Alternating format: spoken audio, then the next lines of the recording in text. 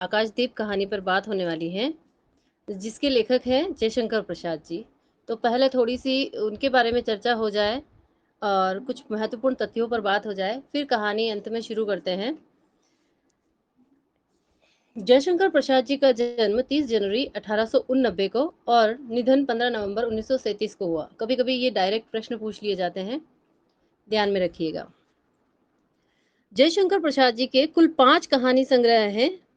छाया 1912, प्रतिध्वनि 1926, आकाशदीप 1929, आधी 1929, इंद्रजाल 1936। ये क्रम से ही हमने बोले हैं। छाया, प्रतिध्वनि, आकाशदीप, आंधी, इंद्रजाल। आकाशदीप कहानी संग्रह में कुल 19 कहानियां संग्रहित हैं।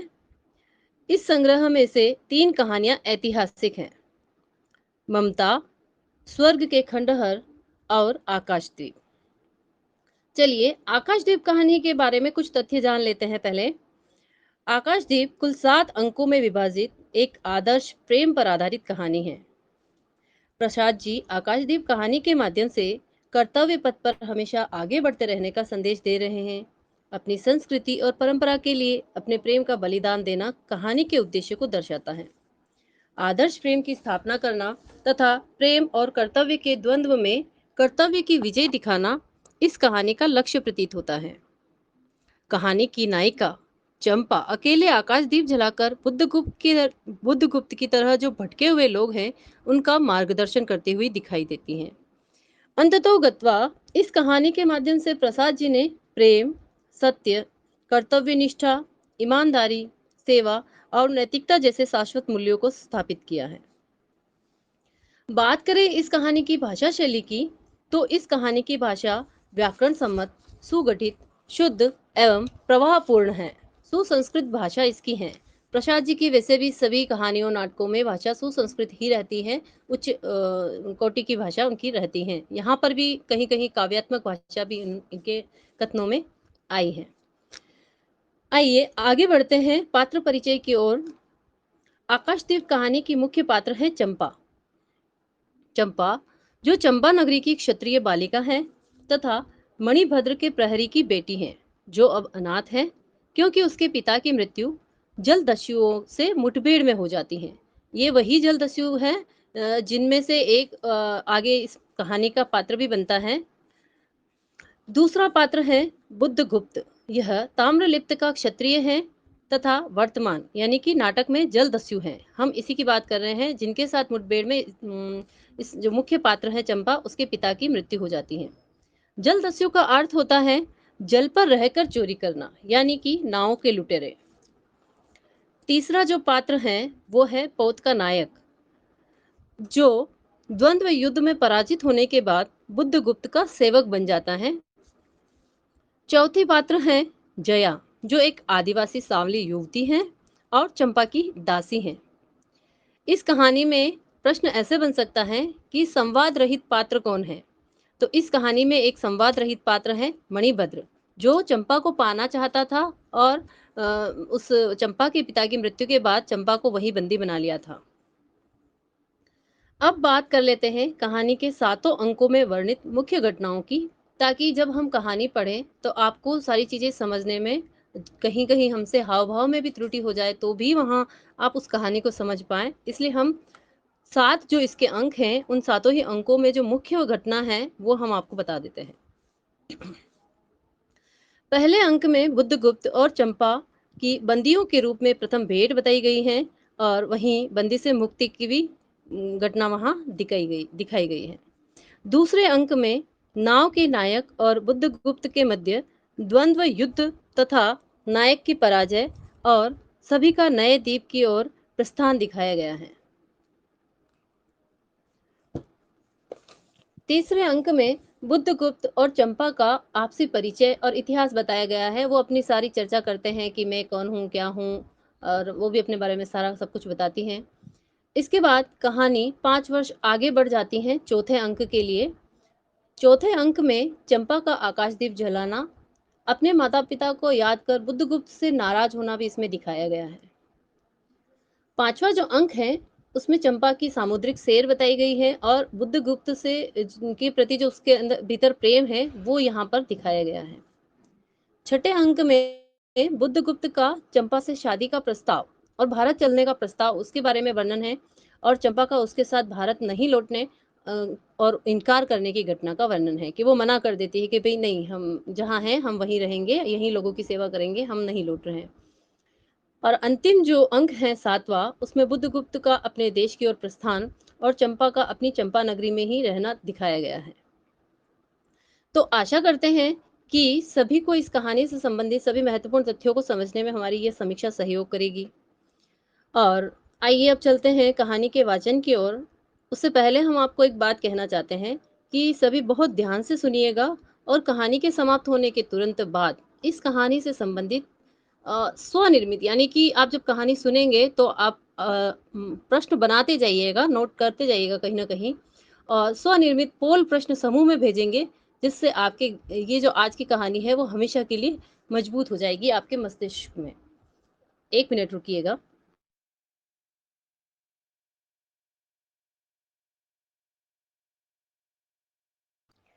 कुछ कथन है इस कहानी के बारे में। अगर आप चाहें तो हम अंत में बताएं, कहानी शुरू करें, या फिर कथन पहले बता दें, ठीक रहेगा, आपके दिमाग में चीजें स्थायी रहेगी। बच्चन सिंह का कथन है, संवेदना की दृष्टि से इनमें अजीब अवसाद की अभिव्यक्ति हुई है। आकाशदीप कहानी में प्रेम और घृणा की गहन आवेगमयता की गहरी टकराहट है, यानी कि वो प्रेम भी करती हैं, उसी व्यक्ति से घृणा भी करती हैं। यह बच्चन सिंह ने कहा है इस कहानी के लिए। वासुदेव सिंह जी ने भी इस कहानी के लिए कथन कहा है। उनकी यानी कि जयशंकर प्रसाद की कहानियां आदर्शवाद के अधिक निकट हैं, जिनमें कल्पना, भावुकता और स्वप्निल चित्रों की भरमार है।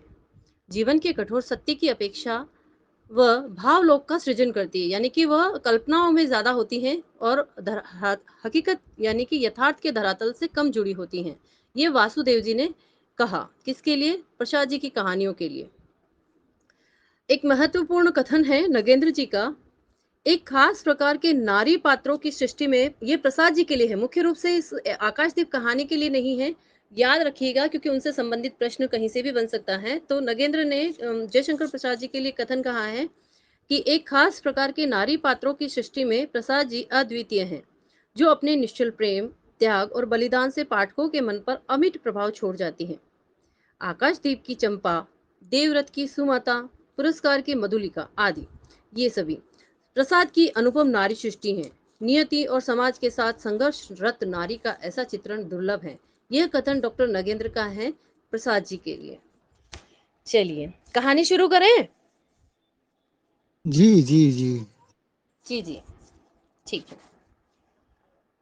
हम्म। बंदी, क्या है, सोने दो। मुक्त होना चाहते हो? अभी नहीं, निद्रा खुलने पर चुप रहो, फिर अवसर न मिलेगा। बड़ा शीत है, कहीं से एक कंबल डालकर कोई शीत से मुक्त करता। आंधी की संभावना है, यही एक अवसर है। आज मेरे बंधन शिथिल हैं।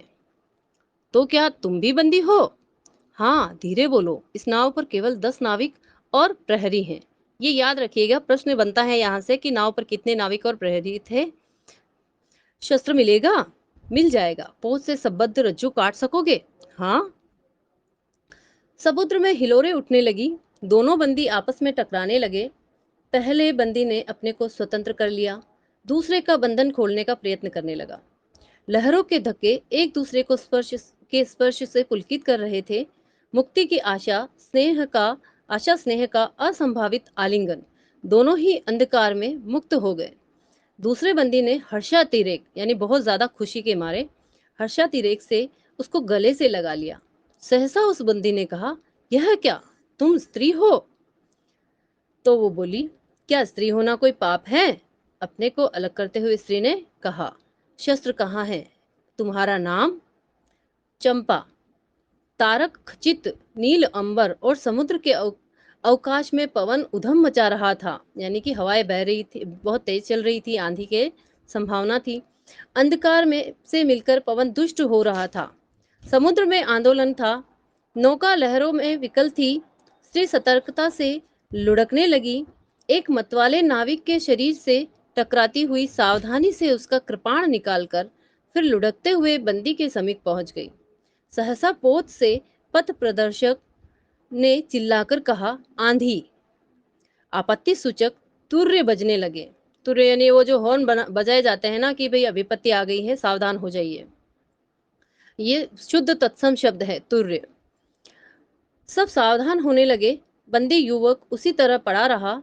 किसी ने रस्सी पकड़ी, कोई कोई पाल खोल रहा था, पर युवक बंदी ढुलक कर उस रज्जू के पास पहुंचा जो पोत से संलग्न थी। संलग्न यानी जुड़ी हुई। तारे ढक गए, तरंगे उद्वेलित हुई, समुद्र गरजने लगा। भीषण आंधी पिशाचिनी के समान नाव को अपने हाथों में लेकर कंदुक क्रीड़ा और अट्टहास करने लगी। एक झटके के साथ ही नाव स्वतंत्र थी। उस संकट में भी दोनों बंदी खिलखिलाकर हंस पड़े।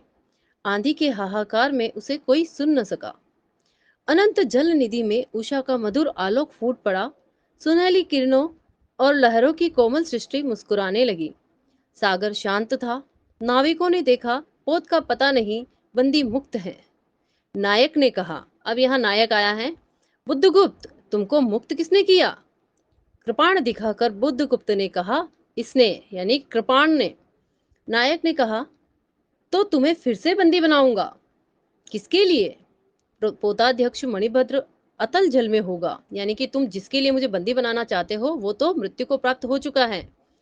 नायक, अब इस नौका का स्वामी मैं हूँ। मतलब वो नायक को कह रहा है कि तुम्हारा जो मालिक था मणिभद्र, उसको तो मैंने मृत्यु के घाट उतार दिया है नायक, और अब इस नौका का स्वामी मैं हूँ। तुम जलदस्यु बुद्धगुप्त, कदापि नहीं।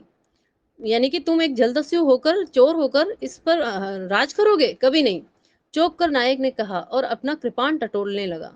चंपा ने इसके पहले उस पर अधिकार कर लिया था। वह क्रोध से उछल पड़ा। तो तुम द्वंद्व युद्ध के लिए प्रस्तुत हो जाओ।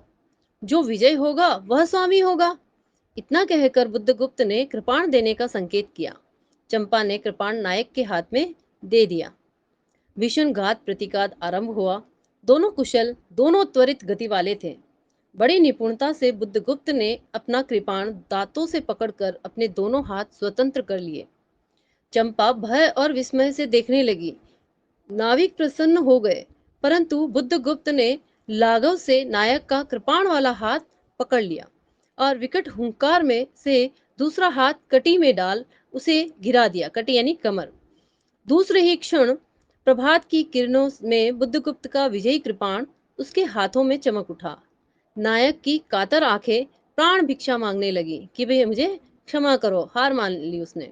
बुद्धगुप्त ने कहा, बोलो, अब स्वीकार है कि नहीं?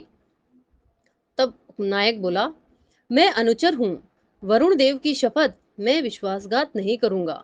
बुद्धगुप्त ने उसे छोड़ दिया। चंपा ने युवक जलदस्यु के समीप आकर उसके क्षतों को अपनी स्निग्ध दृष्टि और कोमल करों से वेदना विहीन कर दिया। यहाँ है क्षत, यानी कि जो घाव लगे थे उनको प्यार से देखा और अपने हाथों से उनको सहलाते हुए वेदना विहीन कर दिया। बुद्धगुप्त के सुगठित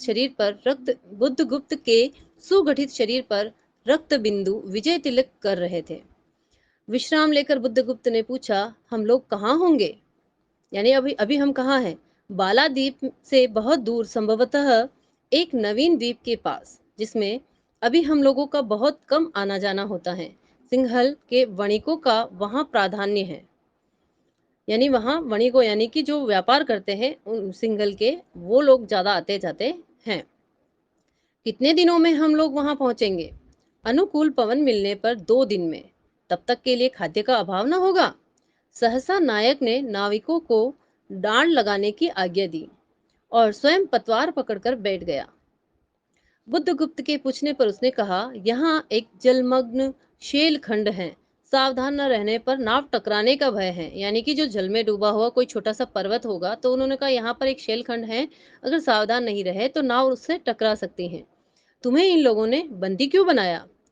मणिभद्र की पाप वासना ने। यहाँ पर ये वो पूछ रहा है, जलदस्यु चंपा से बातचीत कर रहा है और पूछ रहा है कि भाई तुम्हें यहाँ क्यों बंदी बनाया गया? तब उसने बताया कि जो ये व्यापारी था मणिभद्र, वो मुझे पाना चाहता था और इसलिए उसने मुझे बंदी बनाया। इसका माइक ऑन है, प्लीज बंद कर लीजिए। तुम्हारा घर कहाँ है? जाह्नवी के तट पर। ये याद रखिएगा प्रश्न कि किसने क्या कहा था और कहाँ की थी, क्या थी। जाह्नवी के तट पर चंपा नगरी की एक क्षत्रिय बालिका हूँ। पिता इसी मणिभद्र के यहाँ प्रहरी का काम करते थे। माता का देहावसान हो जाने पर मैं भी पिता के साथ नाव पर ही रहने लगी। 8 बरस से समुद्र ही मेरा घर है।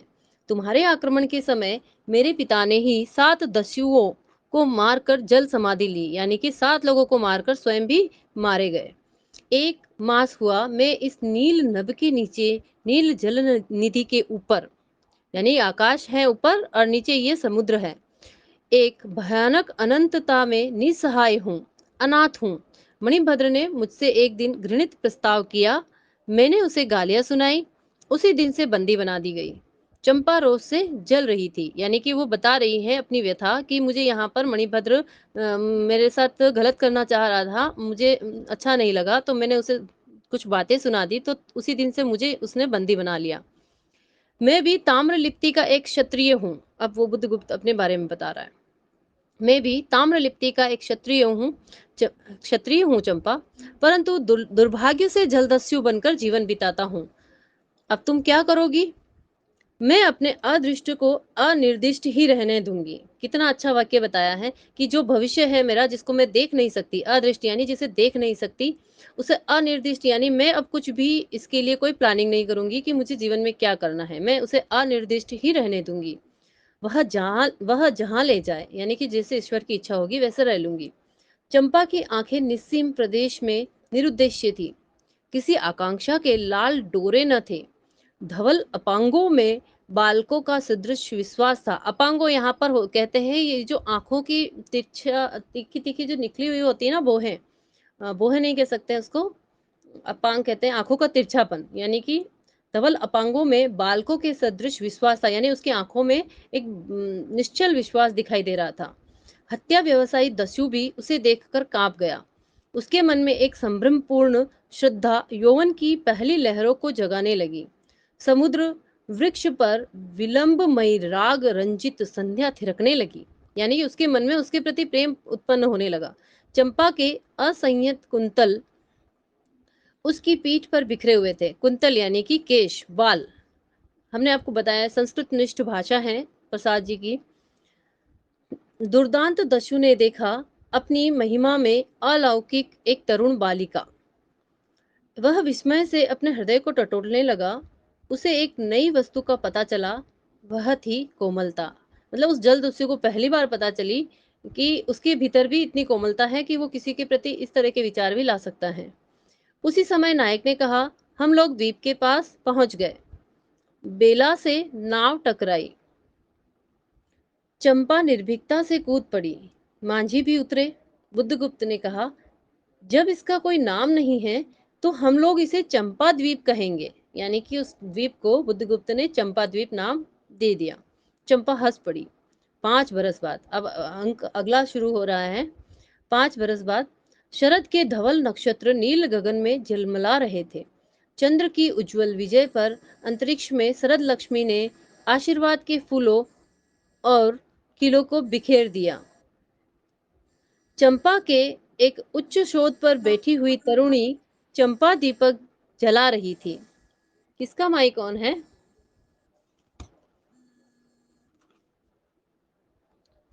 चलिए। बड़े यत्न से अभ्रक की मंजूषा के दीप घर पर धर कर उसने अपने सुकुमार उंगलियों से डोरी खींची। वह दीपाधार ऊपर चढ़ने लगा। भोली भाली आंखें उसे ऊपर चढ़ते हर्ष से देख रही थी। डोरी धीरे धीरे खिंच गई। चंपा की कामना थी कि उसका आकाशदीप नक्षत्रों में हिल मिल जाए, किंतु वैसा होना असंभव था। उसने आशा भरी आंखें फिरा ली। सामने जल राशि का रंजित श्रृंगार था। वरुण बालिकाओं के लिए लहरों से हीरे और नीलम की क्रीड़ाएं शेलमालाएं बन रही थी, और वे मायाविनी छलनाएं अपनी हंसी का कलना छोड़कर छिप जाती थी। दूर दूर से धीवरों का वंशी झनकार उनके संगीत सा मुखरित होता था। चंपा ने देखा कि तरल संकुल जल राशि में उसके कंदिल का प्रतिबिंब अस्त व्यस्त था। वह अपनी पूर्णता के लिए सैकड़ों चक्कर काटता था। वह अनमनी होकर उठ खड़ी हुई, किसी को पास न देखकर पुकारा, जया। अब नई पात्र का आगमन होगा। एक श्यामा युवती सामने आकर खड़ी हुई।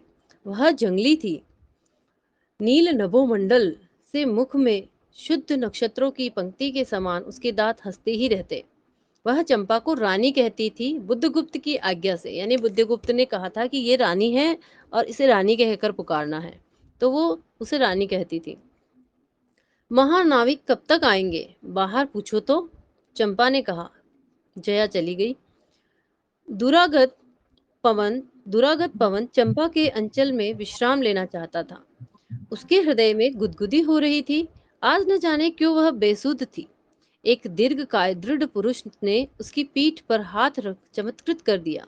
उसने फिर कर कहा, बुद्धगुप्त, बावली हो क्या? यहाँ बैठी हुई अभी तक दीप जला रही हो? तुम्हें यह काम करना है? क्षीर निधि शाही अनंत की प्रसन्नता के लिए क्या दासियों से आकाश दीप जलवाऊं? हंसी आती है। तुम किसको दीप जलाकर पथ दिखलाना चाहती हो? उसको जिसको तुमने भगवान मान लिया है। हाँ, वह भी कभी भटकते हैं, भूलते हैं, नहीं तो बुद्धगुप्त को इतना ऐश्वर्य क्यों देते? तो बुरा क्या हुआ इस द्वीप की अधीश्वरी चंपा रानी? मुझे इस बंदी गृह से मुक्त करो। अब तो बाली, जावा और सुमात्रा का वाणिज्य केवल तुम्हारे ही अधिकार में है, महानाविक। महानाविक किसके लिए आया है यहाँ पर? बुद्धगुप्त के लिए। परंतु मुझे उन दिनों की स्मृति सुहावनी लगती है जब तुम्हारे पास एक ही नाव थी और चंपा के उपकुल में पुण्य लाद कर हम लोग सुखी जीवन बिताते थे। अब वो कह रही है कि तुम इतने बड़े राजा हो गए हो, इतने सारे द्वीप तुमने जीत लिए हैं, लेकिन मुझे वही पुराने दिन अच्छे लगते हैं। इस जल में अगणित बार हम लोगों की तरी आलोकमय प्रभाव में तारिकाओं की मधुर ज्योति में थिरकती थी। एक सेकेंड रुकिएगा।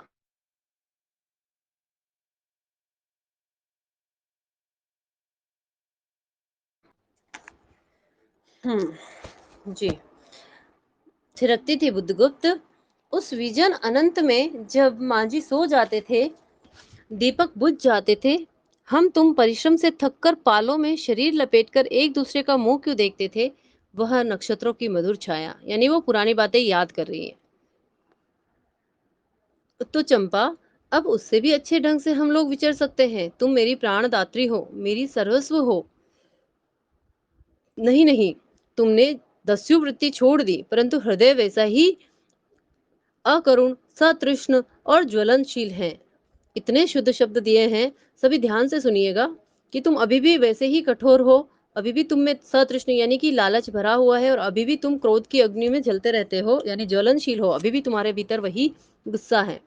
तुम भगवान के नाम पर हंसी उड़ाते हो, मेरे आकाशदीप पर व्यंग कर रहे हो, यानी मैं जो दीप जला रही हूँ उस पर तुम व्यंग कर रहे हो नाविक। उस प्रचंड आंधी में प्रकाश की एक एक किरण के लिए हम लोग कितने व्याकुल थे, मुझे स्मरण है। जब मैं छोटी थी, मेरे पिता नौकरी पर समुद्र में जाते थे। मेरी माता मिट्टी का दीपक बांस की पिटारी भी में भागीरथी के तट पर बांस के साथ ऊंचे टांग देती थी। उस समय वह प्रार्थना करती थी, भगवान, मेरे पथभ्रष्ट नाविक को अंधकार में ठीक पथ पर ले चलना। और जब मेरे पिता बरसों पर लौटते तो कहते, साध्वी, तेरी प्रार्थना से भगवान ने संकटों में मेरी रक्षा की है। वह गदगद हो जाती। मेरी माँ, आह नाविक, यह उसी की पुण्य स्मृति है। मेरे पिता, वीर पिता की मृत्यु के निष्ठुर कारण, जलदस्यु हट जाओ। यानी कि अब वो बात करते करते ही उसे तुरंत याद आ जाता है कि इन्हीं जलदस्युओं के आक्रमण के समय मेरे पिता की मृत्यु होती है और यही मेरे पिता की मृत्यु के कारण है। तो वह वापस उससे गुस्सा हो जाती है तुरंत कि मेरे वीर पिता की मृत्यु के निष्ठुर कारण जलदस्यु हट जाओ। सहसा चंपा का मुख क्रोध से भीषण होकर रंग बदलने लगा। महानाविक ने कभी यह रूप न देखा था। वह ठठाकर हंस पड़ा। यह क्या चंपा, तुम अस्वस्थ हो जाओगी, सो रहो, कहता हुआ चला गया। चंपा मुट्ठी बांधे उन्मादिनी सी घूमती रही, यानी कि उसे वो क्रोध और प्रेम के बीच जूझ रही थी। एक मानसिक तनाव से वो जूझ रही थी। निर्जन समुद्र के उपकूल में वेला से टकरा कर लहरें बिखर जाती थीं। पश्चिम का पथिक थक गया था, उसका मुख पीला पड़ गया, अपनी शांत गंभीर हलचल से जलनिधि विचार में निमग्न था। जैसे प्रकाश की उन मिलन किरणों से विरक्त था। चंपा और जया धीरे धीरे उस तट पर आकर खड़ी हो गई। तरंग से उठते